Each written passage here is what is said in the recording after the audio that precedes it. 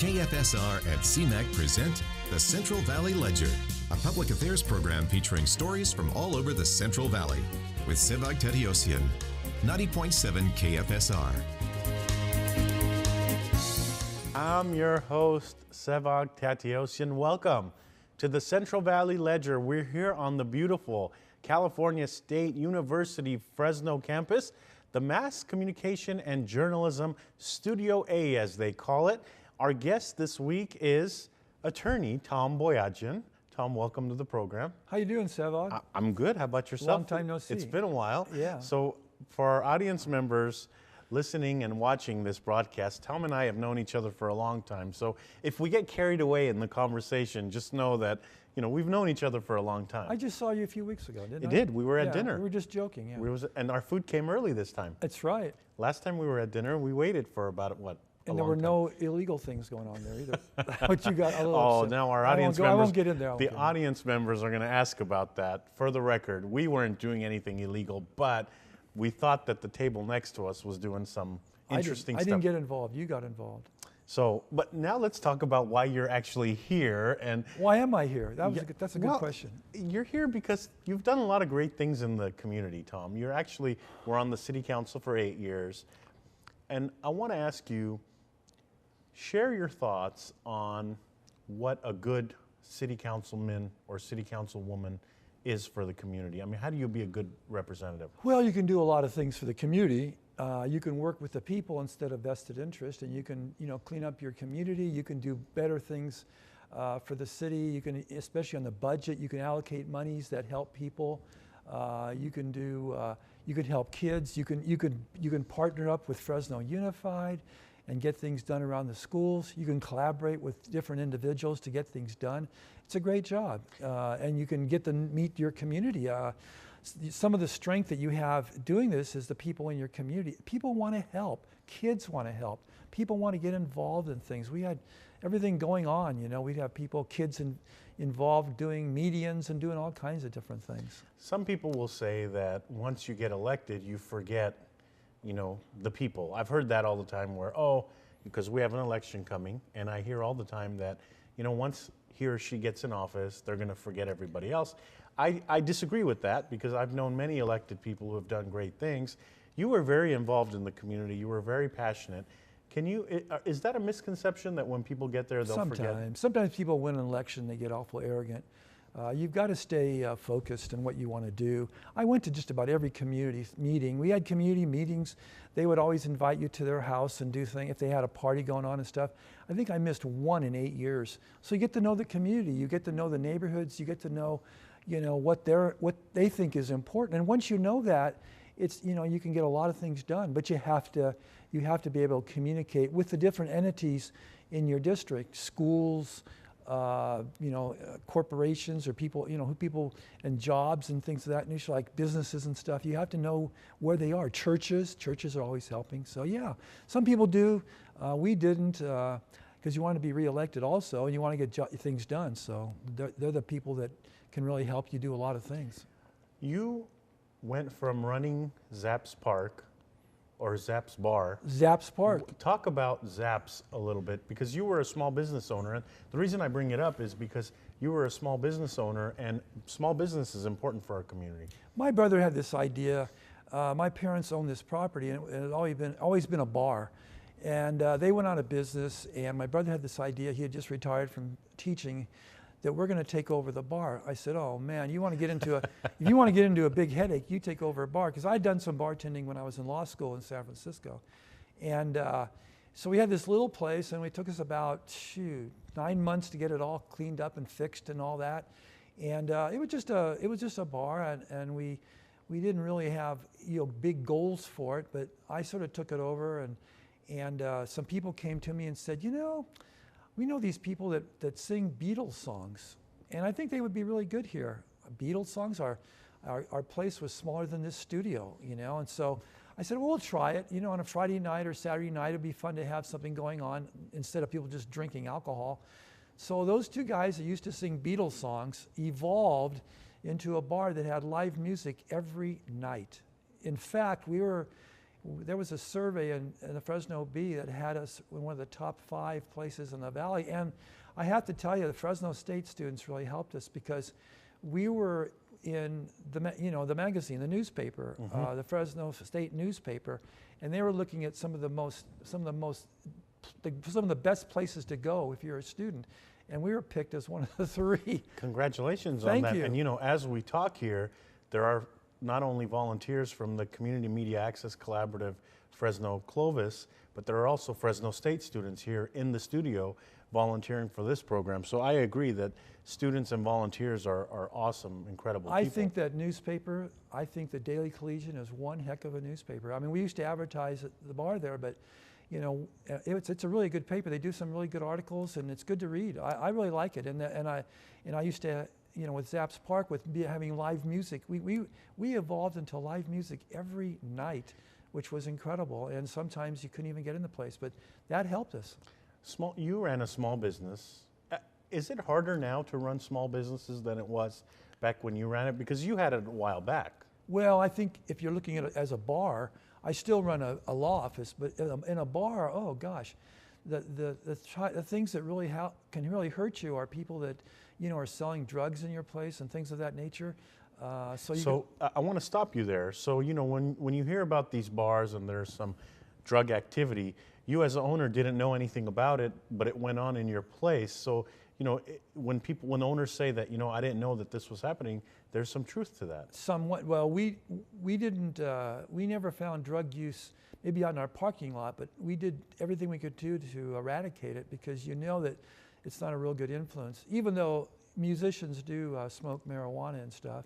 But what I'm saying is selling stuff like that, or serving minors, or allowing people to drive when they're drunk. You've got to be really vigilant, because you want your place to be a clean place so people can come and enjoy themselves. And for women, trying to keep guys from picking up on them all the time.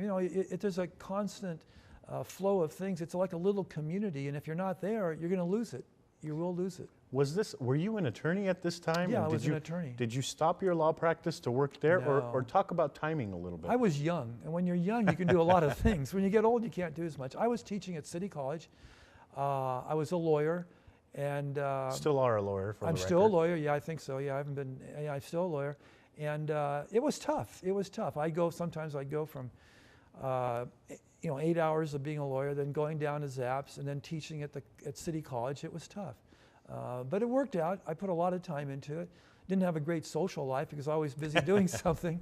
But it was a lot of fun. But that 1 or 2% who caused issues could really drive you nuts. But we were lucky. Musicians really loved our place. And musicians were like 20% of our customers, because they were always jamming together. Jamming and making things so awesome. The music would go to 2, and you couldn't sleep because the music was in your head for another hour or 2. So it was great. What happened that you decided, I'm a lawyer, I've got this bar, and it's not like, I don't have anything to do. You decide to run for city council.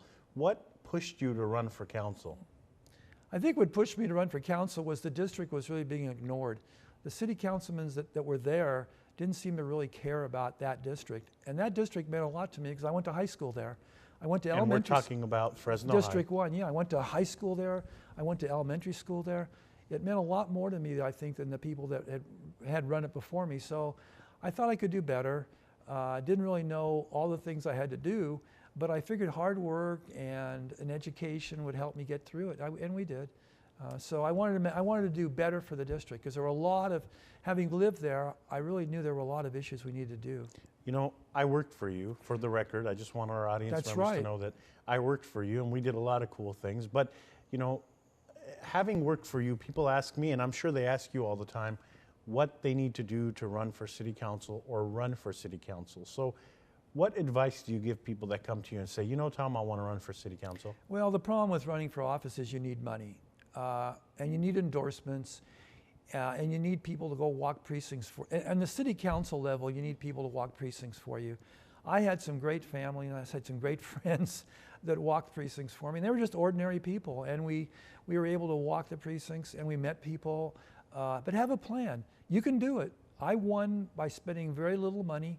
having nobody endorse me. Nobody endorsed me.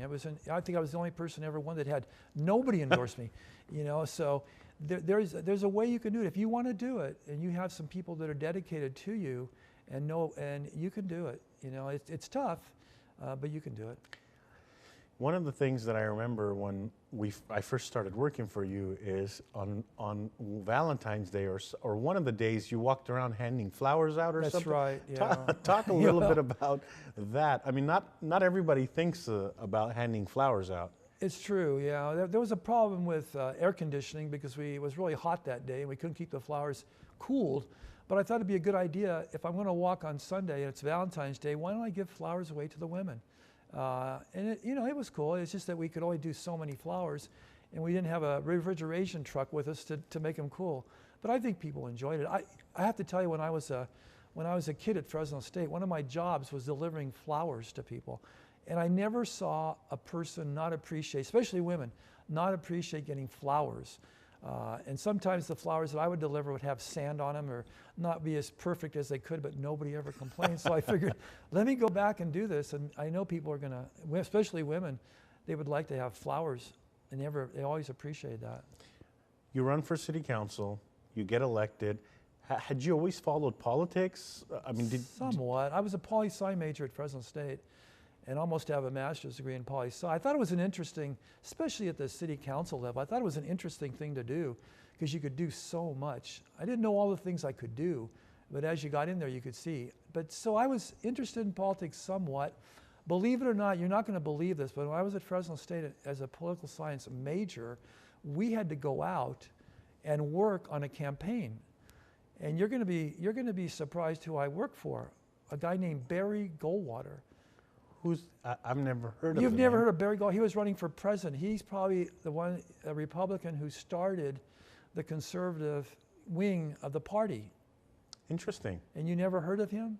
So you work on the campaign. Worked on the campaign because we had to have, I think it was like 30 or 40 hours. Our teacher made us go work on a campaign. I figured, being sort of liberal, this would be really interesting to work on a conservative Republican presidential candidate. So I got myself some neighborhood leaders, and we started walking precincts. And we got a lot of interesting communication with people. You said just now that you're very liberal, but you have a lot of conservative friends. Of and course. I think, what's interesting about you You're a friend. Yeah, and what's interesting about you is on your staff you had a couple of very conservative people, and we got along great. And I say that because if people see you and I out in public, or even here before the show, we joke around with each other, and they may not get the way we joke around with each other, but you have this relationship, Tom, with people that whether they're conservative or liberal, they could disagree with you on almost everything, but they still like you. Why do you think that is? Well, my whole staff was Republican. Conservatives. I did not have a liberal Democrat pretty on my staff. Conservative. You had a pretty conservative because I picked stuff. people who were the best that I thought. In fact, you weren't even looking for a job. We saw you at Fresno State when you were at the Armenian Genocide Committee, and we were so impressed with you that we offered you a job, and you actually took it. But no, I really don't care about when you have somebody working for you. You want the best people, the people that really want to go out and do things, and that's more important than what party you're in. And it was frustrating, my staff assistant, when we go out for lunch, would have Rush Limbaugh on, but she learned to turn it off when we went to lunch. But other than that, the people I had for me, you can't be a good city councilman or any politician unless you have a tremendous staff. And we had a tremendous staff. You spent more time out in the outdoors going to the neighborhoods than you did inside, and I bet that surprised you, but we got a lot of things done. We did, and speaking of getting a lot of things done, you, while on council, had many projects that you were involved in, that you moved forward. Can you tell our audience members about some of those projects? Oh yeah, there was some tremendous projects. That was getting a grant writer for Public Works and for Parks and Rec. We didn't have a grant writer for those two. They must have picked up, our grant writer for that job must have picked up between $20 and $30 million just on getting grants. That was free. And then the shopping center at West and Ashland, we convinced Save Mart to buy it at no cost to the public. They bought it, they spent $36 million on that project. It was a great project. If you go out there now, it's all full and doing really well. It took us 9 months to do it, thanks to my staff, helped me do it. Another thing that was really important was we worked with Fresno Unified. We put lights at Fresno High School, about $10 million. We improved the parks because we wanted kids to be able to go out and do some recreation. So we improved all the parks in our area. That cost a lot of money. But we were able to see things that we needed to do, like safety for the children. We did safety lights and things of that nature. But we did a lot of things for downtown too. We organized a task force on housing. And in one of our meetings, we have these meetings once a month, and we brought in all the individuals and agencies that were involved in housing, and we started all that those downtown apartments, which I thought were really good. So we did as many things, we did so many things that a lot of times it was difficult. And of course you started the Armenian genocide, the flag raising, which we sponsored to commemorate a real tragic thing in our, that happened in our for the Armenians. I can't take credit for that because there were people who wanted to see it happen, and we just facilitated it. But as city councilmen, a lot of times people will say, well, the elected officials can't do anything. Can do a lot of things. Your thoughts on that are different. So you could actually go out and make a difference. We went out because we had gotten this, we had grant money for housing. I went out in this one area, the Heaton area where I went to elementary school, and I told people, hey, I'm working for the city, I'm a city councilman. We're here to help you. I can give you $5,000 to improve your house. And after they stopped laughing at me and slammed the door on me, people started opening their doors because they started seeing projects in their district that had a sign. It was a redevelopment sign that said, we have helped this person by putting a new roof, painting their house, putting a fence. And so, yes, you can do an awful lot. You can help people with their everyday lives by helping them with their residence. All you had to do is be an owner of that property, and you can do a lot, And I drive around. People still think I'm on the city council in a lot of ways, but I drive around in my district. I see lights that we put up on Van Ness. I see the lights at Fresno High School. I see all the things that we've done. I'm really proud of those things. Sometimes when you follow campaigns, it gets nasty, it gets personal, they attack each other. Is that happening more now than before? When you were running for office, did that kind of happen, or are we moving into an area where things are just going negative? I don't know. I never saw it because we were always positive, and you don't have time on campaigns to be really negative.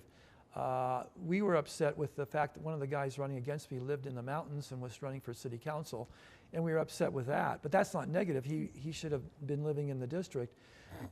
You see it. I mean, you see it a lot now. The Republicans with Trump and Cruz are talking about their wives when they should be talking about the real issues. The Democrats have some issues too. I mean, Bernie Sanders and Hillary, they've been taking shots at each other. I think it's out of frustration a lot of times.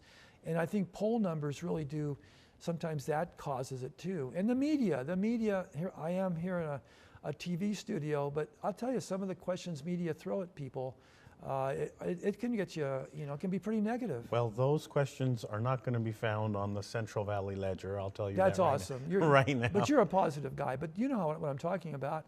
Look at CNN or Fox News, and they're asking political candidates really hard questions, So yeah, it can be, the media does the same thing too. Let's talk about voting, Tom. Your thoughts on voting. Do enough people vote?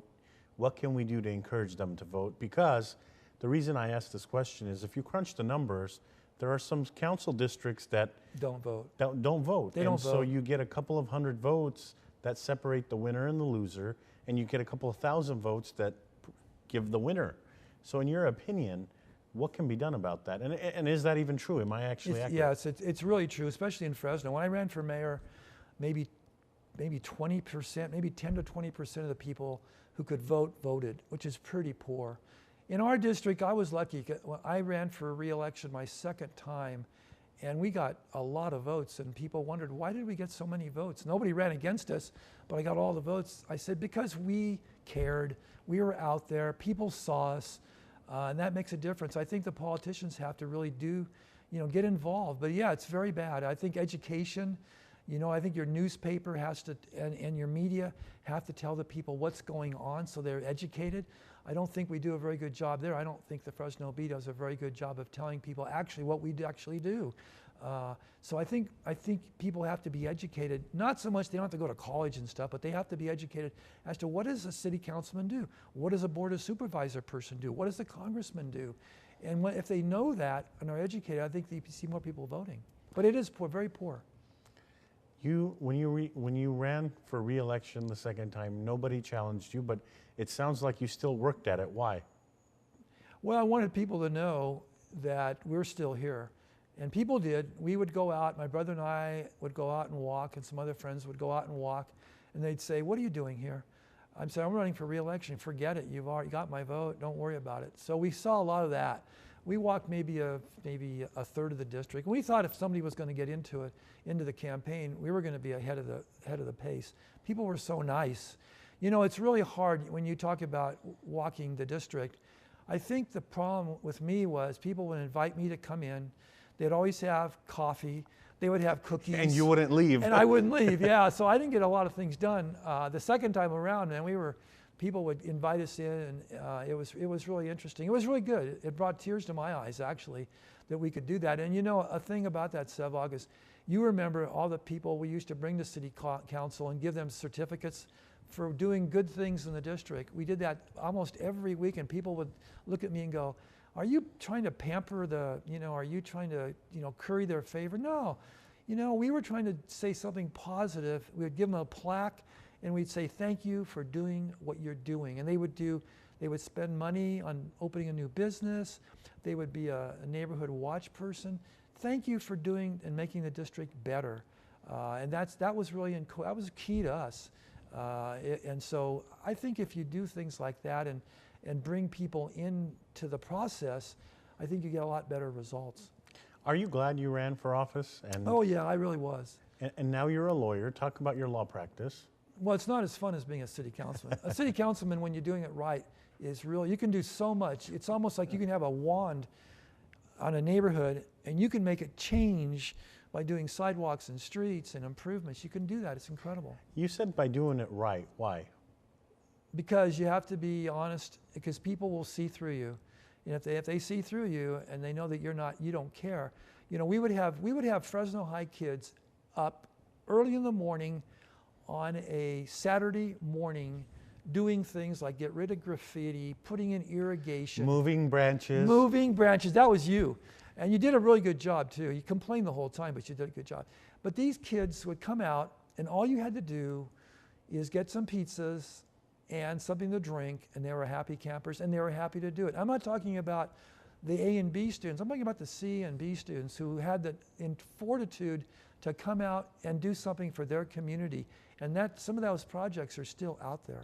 Do people still thank you for the job? I mean, I know, when we were having dinner one night, you said someone thanked you for the lights at Fresno High. I mean, do you still get that reaction when you're out in public? Yeah, well, yeah, and sometimes it's really, for my wife, sometimes it's really difficult. We'll go out shopping when I was on council, and sometimes I would not be able to leave conversations because I talk a lot myself, so I can't. But people would talk, and there are still people that think I am a city councilman, and they thank you, and they appreciate it, and that's really good. That's worth a lot. It's worth more than money. Tom, you have the opportunity to move wherever you want. You're a lawyer. You were on council. I mean, you could easily move anywhere you want and be successful. You work hard. People like you, even though they don't agree with you. They like you. Why are you still here? Well, Sevag, this answer is not going to be what you want. But I came to Fresno because my mother had terminal cancer. That's why I came. My parents instilled a lot of stuff in us that you can't repay, but you can repay them to be with them when they die. And then I just got involved with a lot of different things. My preference would be, to another area that it's a much cooler climate, because the heat is really rough. And so I have a cabin in the mountains, and I go to a lot, which I promised you to come and visit, and that takes some of it. But I'm not happy with some of the politics in Fresno. I'm not happy with some of the things that go on in this town.